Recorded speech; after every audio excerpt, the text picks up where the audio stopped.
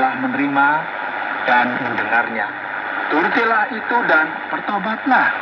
Karena jikalau engkau tidak berjaga-jaga, aku akan datang seperti pencuri, dan engkau tidak tahu pada waktu manakah aku tiba-tiba datang kepadamu.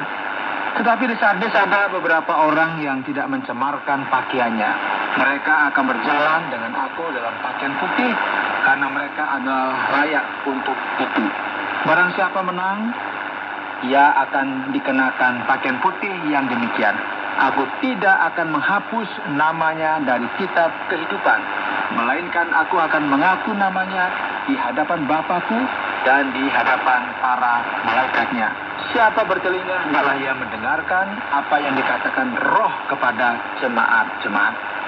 Saudara yang dikasihi oleh Tuhan, sebagaimana yang kita bisa lihat di sini, susunan dari surat ini tetap sama seperti surat sebelumnya ya. Ada sanjungan bagi masing-masing gereja, dan bagi gereja Sardis, mereka adalah gereja yang bekerja keras, gereja yang senantiasa bergerak. Namun demikian, mereka kurang dalam hal kesempurnaan.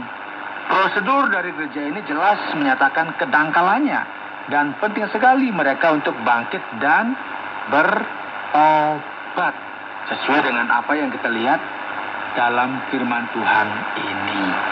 Menarik sekali bagi kita perhatikan bahwa gagasan dari hadiah bagi yang berkemenangan di sini adalah pakaian putih dan nama yang tertulis di dalam kitab kehidupan. Nah, pakaian putih biasanya berkaitan dengan mereka yang ditebus. Yang jelas sekali berkaitan dengan penyucian. Dan setelah gereja Sardis, ya kita akan melihat gereja Philadelphia. Dan tuliskanlah kepada malaikat jemaat di Philadelphia. Inilah firman dari yang kudus, yang benar, yang memegang kunci Daud. Mari kita memperhatikan simbol yang ada di sini, saudara, yang berasal dari Perjanjian Lama, yang jelas sekali digunakan dari kitab ini dalam kedua surat yang sangat terkenal ini. Apabila ia membuka, tidak ada yang dapat menutup. Apabila ia menutup, tidak ada yang dapat membuka. Aku tahu segala pekerjaanmu. Lihatlah, aku telah membuka pintu bagimu yang tidak dapat ditutup oleh seorang pun. Aku tahu bahwa kekuatanmu tidak seberapa, namun engkau menuruti firmanku dan engkau tidak menyangkal namaku. Ya, frase ini merupakan sebuah frase yang sangat penting yang mengingatkan kita akan konteks penganiayaan. Lihatlah, beberapa orang dari jemaah iblis, yaitu mereka yang menyebut dirinya orang Yahudi, tetapi yang sebenarnya tidak demikian, melainkan berdusta. Sekali lagi, gambaran ini sangat jelas digunakan dalam kitab Wahyu ini. Akan kuserahkan kepadamu. Sesungguhnya aku akan menyuruh mereka datang dan tersungkur di depan kakimu dan mengaku bahwa aku mengasihi engkau, karena engkau menuruti firmanku untuk tekun menantikan aku. Maka aku pun akan melindungi engkau dari hari pencobaan yang akan datang atas seluruh dunia untuk mencobai mereka yang diam di bumi. Aku datang segera. Peganglah apa yang ada padamu, supaya tidak seorang pun mengambil mahkotamu. Barang siapa menang, ia akan kujadikan suku guru di dalam bait suci Allahku, dan ia tidak akan keluar lagi dari situ. Dan padanya akan kutuliskan nama Allahku, nama kota Allahku, yaitu Yerusalem baru yang turun dari sorga dari Allahku, dan namaku yang baru. Siapa bertelinga, hendaklah ia mendengarkan apa yang dikatakan Roh kepada jemaat-jemaat. Saudara, secara luar biasa gereja di Philadelphia sangat terkejut. Sebagaimana yang kita bisa lihat, ini merupakan sebuah gereja yang memiliki performa yang terbaik. Philadelphia adalah sebuah gereja yang ditandai dengan sebuah kesetiaan dan tidak menerima teguran. Dan sikap mereka ini adalah sebuah sikap yang diharapkan dari sebuah gereja. Dan mereka dinasihati untuk tetap bersikap seperti ini. Menarik sekali karena gereja inilah yang dilindungi pada hari pencobaan yang akan menimpa seluruh bumi. Dan hadiahnya adalah apa? Dijadikan soko guru atau tiang pancang dari bait Allah, yang merupakan sesuatu yang sangat masuk akal dalam konteks ini.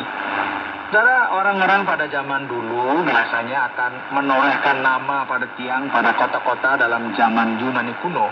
Dan ini merupakan sebuah gagasan yang sama yang kita lihat di sini, yaitu gagasan dari penulisan nama Allah, nama kota yaitu Yerusalem baru, nama yang memberikan referensi akan identitas, dan identitas baru ini diberikan kepada orang-orang yang telah ditebus. Elemen-elemen ini mengingatkan kembali akan masa eskatologi, akhir pada segala sesuatunya. Dan inilah hadiah yang akan diterima gereja Philadelphia, yang di sini dikatakan sebagai yang berkemenangan. Sebagaimana yang kita bisa lihat yang terjadi dengan semua gereja juga ya. Philadelphia merupakan sebuah contoh yang luar biasa akan kesetiaan. Dan gereja terakhir yang akan kita lihat di sini adalah gereja yang mengerikan. Gereja ketujuh ini dipresentasikan dalam aspek yang sangat negatif. Coba kita perhatikan. Dan tuliskanlah kepada malaikat jemaat Laodikia. Inilah firman dari Amin, saksi yang setia dan benar, permulaan dari ciptaan Allah. Aku tahu segala pekerjaanmu. Engkau tidak dingin dan tidak panas. Alangkah baiknya jika engkau dingin atau panas. Jadi karena engkau suam-suam kuku dan tidak dingin atau panas, aku akan memuntahkan engkau dari mulutku. Air panas dalam konteks Laodikia, sebuah kota yang sangat kaya, sangat sombong, dan sangat terkenal. Dan air panas yang di sini dikenal sebagai air panas yang menyembuhkan penyakit. Sebagaimana juga diketahui oleh semua orang yang memberikan sensasi yang menyegarkan dan menyenangkannya, pegal-pegal langsung hilang, gitu kira-kira ya. Bukan air yang suang-suang kuku, sebagaimana yang digambarkan bagi mereka. Dan inilah pertanyaannya di sini. Firman Tuhan yang ditulis di sini sangatlah keras. Karena engkau berkata, aku kaya dan aku telah memperkayakan diriku, dan aku tidak kekurangan apa-apa.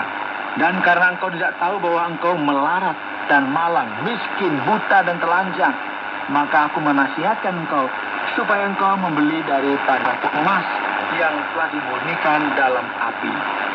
Ini merupakan sebuah nada yang ironis, saudara, yang berbicara mengenai kekayaan dan kelimpahan dari kota tersebut.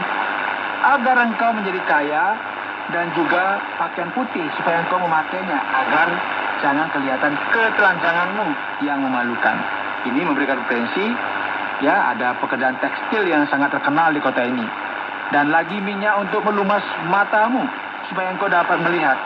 Ini merupakan salah satu alasan mengapa kota ini sangat sombong. Barang siapa ku kasihi, perhatikan, ya ku tegur dan ku hajar. Sebab itu relakanlah hatimu dan bertobatlah. Lihat, aku berdiri di muka pintu dan mengetok. Jikalau ada orang yang mendengar suaraku dan membukakan pintu, aku akan masuk mendapatkannya. Dan aku makan bersama-sama dengan dia, dan ia bersama-sama dengan aku. Ya, saudara, ini merupakan sebuah ayat yang sangat umum digunakan dalam tujuan penginjilan. Namun dalam konteks ini, referensinya adalah langsung kepada gereja ini yang sangat perlu untuk membuka hati mereka, membuka hati bagi Allah. Dan di Laodikia dikatakan, barang seorang menang, ia akan kududukan bersama-sama dengan aku di atas tahtaku, sebagaimana aku pun telah menang dan duduk bersama-sama dengan Bapakku di atas tahtanya. Siapa bertelinga, hendaklah ia mendengarkan apa yang dikatakan Roh kepada jemaat-jemaat. Saudara, sangat mengejutkan, tidak ada pujian apapun tentang gereja ini yang namanya berarti orang benar. Di sini ada sebuah peringatan dan kritik yang bertentangan dengan posisi mereka yang tidak jelas. Mereka perlu bertobat sesuai dengan tuntutan yang dituliskan dalam firman Tuhan. Saudara yang dikasihi oleh Tuhan, ini adalah investigasi gereja bagian 2. Sebuah surat yang memberikan kritik kepada para penipu. Ini merupakan lanjutan dari surat pertama yang dikirimkan kepada gereja-gereja di Asia Kecil yang sering dibahas, yang sering dipertanyakan apakah arti sejati dari semua ini. Jadi